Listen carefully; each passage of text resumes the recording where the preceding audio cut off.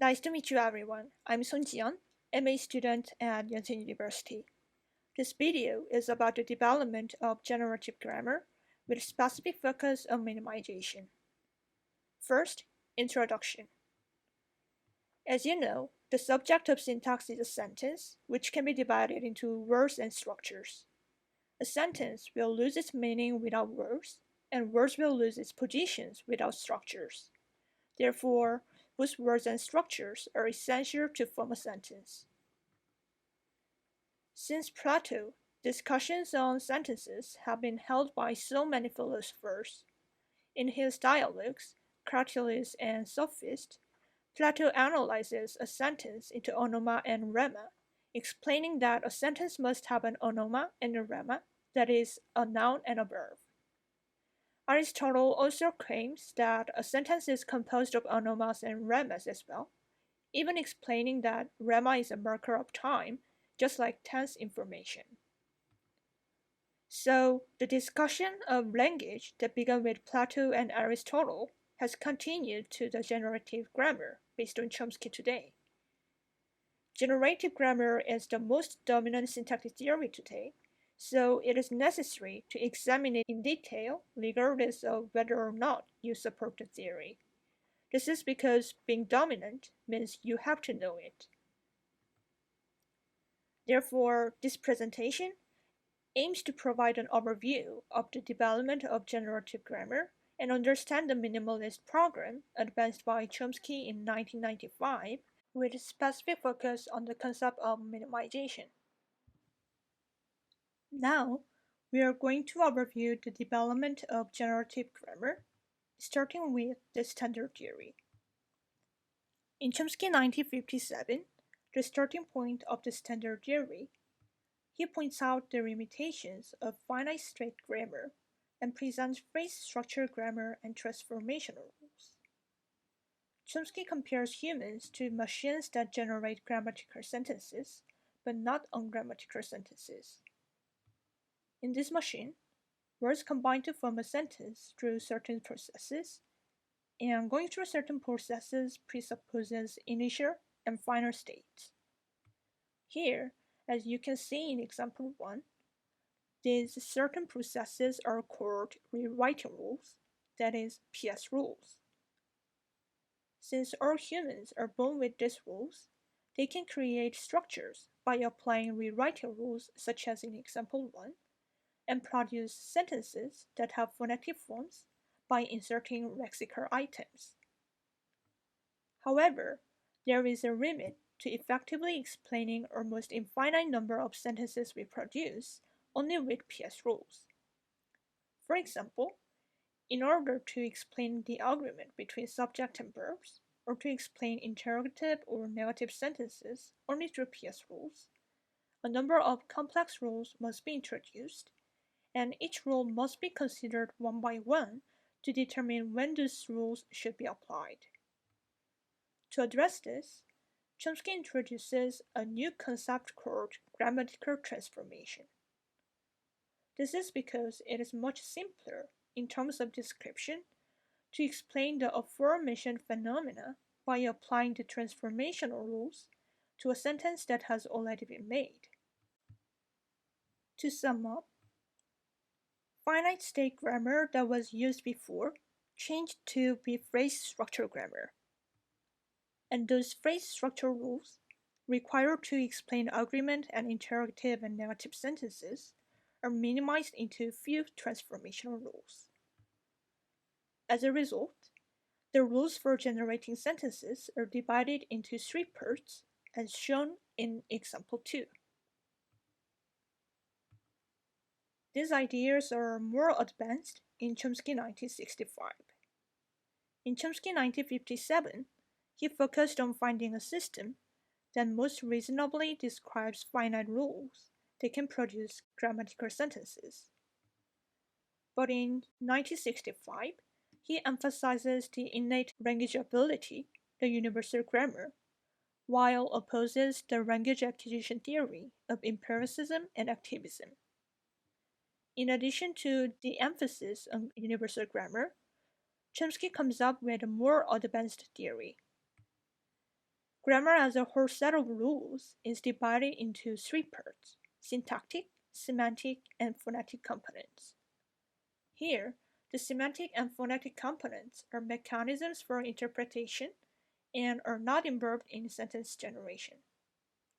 And the syntactic component is divided into base and transformational component. The base creates deep structures through PS rules and lexicon, and the meaning of the deep structure is interpreted by semantic component. After that, transformational rules are applied, and the surface structure is created, which soon has a phonetic form by the phonetic component. In addition, in Chomsky 1957, lexical items were inserted by PS rules, but in Chomsky 1965, the lexicon is set separately, and lexical items are inserted by the word insertion rules after the phrase structure is created by PS rules. On the other hand, in Chomsky 1957, Chomsky divides a sentence into three parts: terminal morpheme strings where the PS rules are applied, kernel sentence strings where transformational rules are applied, and derived sentence strings where optional transformational rules are applied. In Chomsky 1965, however, he divides a sentence into two parts: deep structures where transformational rules are yet applied, and surface structures where transformational rules are already applied. The PS rules postulated in the standard theory are clearly simpler in terms of description than previous finite state grammar. But the number of rules is never small because all categories are described by rewriting rules respectively. In Chomsky 1970, however, Chomsky presents a prototype of the expert theory that can further minimize the existing PS rules based on similar properties of nouns and verbs. As can be seen in example 3, each of John, proved, and theorem in 3a corresponds to John's, proves, and theorem in 3b, both seeming like a sentence having a subject, a verb, and an object. Based on these observations, linguists of the time tried to explain nominalization in connection with the sentence structure by finding a way to apply the characteristics of a sentence to a noun category, advancing abstract theory and lexicalist theory. Among these two theories, Chomsky supported the abstract theory, and along the way, today's expert theory came out. He explains that if one of the features of a word is be, as in example 4, the phrase becomes a verb phrase. On the other hand, as in example 5, if one of the features of a word is an, the phrase becomes a noun phrase. Like this, Chomsky reflects the characteristics of the word itself, which was important in lexical theory, and also shows that noun, adjective, and verb phrase can be generated from the generalized rules, such as in example 6. This is the prototype of today's expert theory, which minimizes numerous existing PS rules into just 3 lines of generalized rules. In other words, category-specific PS rules have been generalized to category-neutral rules. In addition to the minimization of PS rules, the intermediate level assumed in the expert theory also solved the problems of previous phrase structure grammar, which had only word level categories and phrase level categories, and can explain more linguistic phenomena. For example, the previous PS rules were impossible to distinguish between complement, adjunct, and specifier in terms of structure. However, by postulating intermediate level, complement and has combine to form intermediate levels, and these intermediate levels and specifiers combine to form phrasal level. In addition, by explaining that adjuncture combined with the intermediate levels to create the same level without forming a larger level, it is possible to distinguish between complements, adjuncts, and specifiers in terms of structure. Although more linguistic phenomena can be explained through this generalization, all generalization inevitably have overgeneralization problem.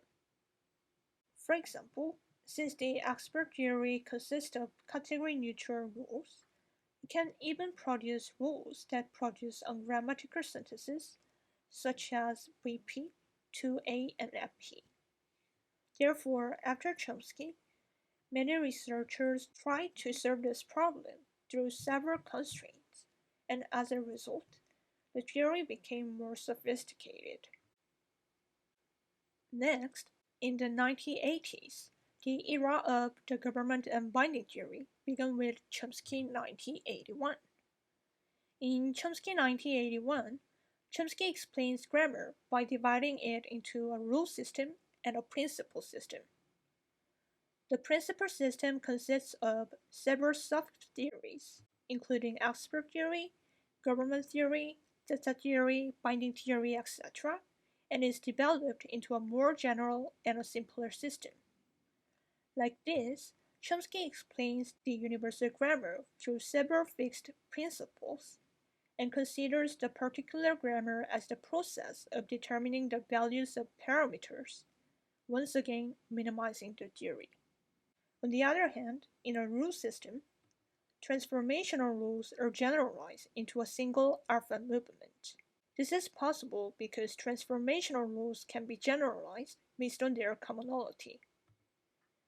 For example, V and I movement are transformational rules applied to X, while MP and WH movement are applied to XP. Therefore, it is possible to generalize these rules to X and XP movement respectively. Furthermore, since X movement and XP movement can be generalized once again, an extremely generalized rule called alpha movement can be postulated. However, as previously explained, generalization inevitably leads to the problem of overgeneralization. Alpha movement can move anything anywhere. Therefore, instead of moving verb to I position, incorrect transformation may be made, such as moving verb to noun position. Therefore, with the advent of alpha movement, the reason for movement and where to move are explained through various constraints. Meanwhile, another minimization occurs in Chomsky 1986. In Chomsky 1981, PS rules create a structure that violates endocentrisity constraints such as S verb to CNS and S to MP, I, BP, like in example 7. This is because sentence is not a category maximally projected by a head, but a semantic category. Thus, we truly generalize all categories into expert structure through the following observations. Both 8A and 8B correspond to S based on Chomsky 1981, but 8A has the present tense while 8B has no tense. In other words, in order to form a sentence, not only subject and verb, but also tense is required. Chomsky proposes to view S as IP and expert as CP. In other words, the expert theory expands into another category, inflection and complementizer, and truly achieves generalization. In summary, explaining language system became simpler with principles and parameters. Several transformational rules are minimized into a single alpha movement. And finally, expert theory truly achieves generalization with the advent of I and C.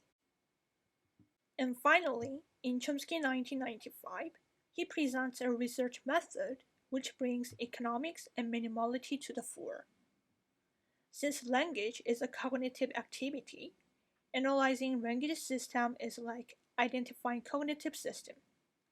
Therefore, in order to truly analyze language, it is reasonable to study language as a part of the cognitive system under the biolinguistic perspective, rather than establishing theoretical devices confined to linguistics as before. Therefore, the theories presented after Chomsky 1995 aim to minimize the theory by discarding many concepts, rules, and principles presented in GB theory discussed earlier, putting conceptual necessity to the fore. First, deep structure and surface structure are no longer assumed. In the GB theory, both deep and surface structures, logical and phonetic forms were assumed. However, since all languages are made up of sound and meaning, language only requires an articulatory perceptual system that deals with sound information, and a conceptual intentional system that deals with semantic information. Therefore, language can be sufficiently explained through phonetic and logical forms, and previous deep and surface structures are discarded as redundant concepts that do not satisfy conceptual necessity.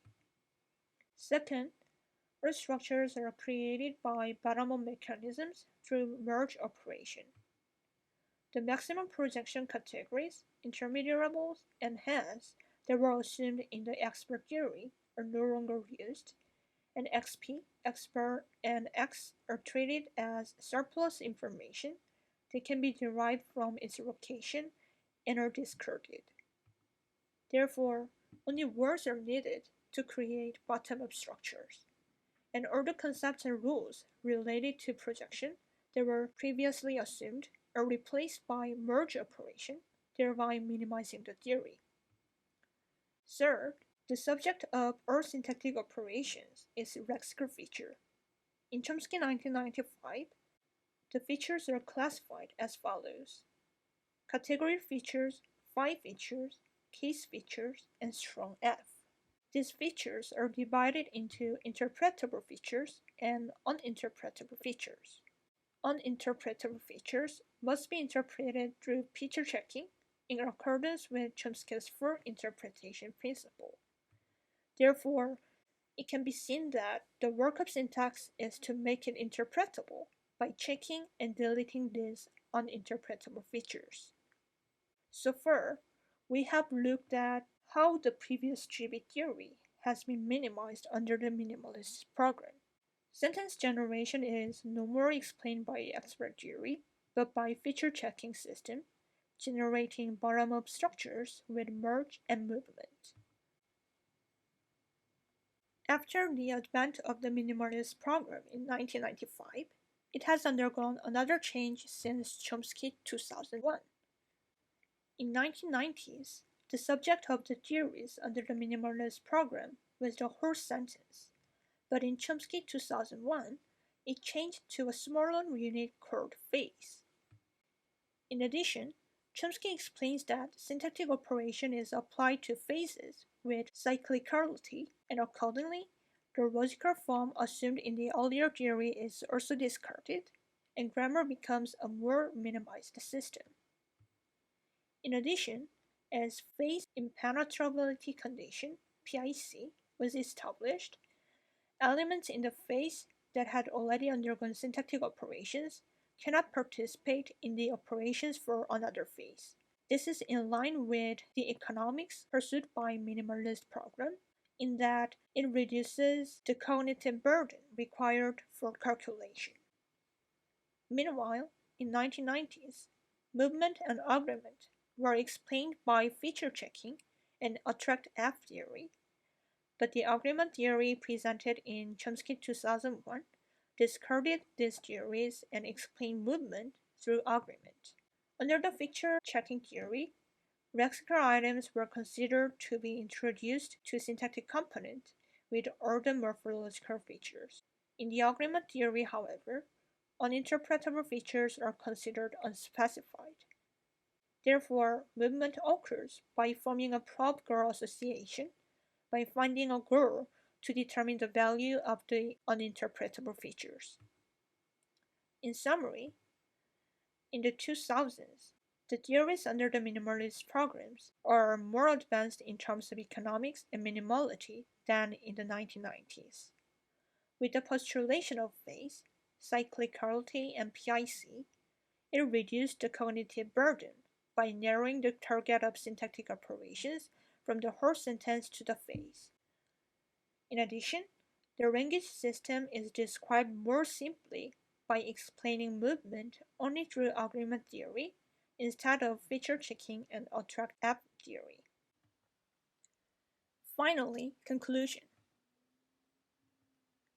This video introduces the philosophical and theoretical backgrounds of generative grammar and presents the core concepts of syntactic theories existing under the generative grammar framework.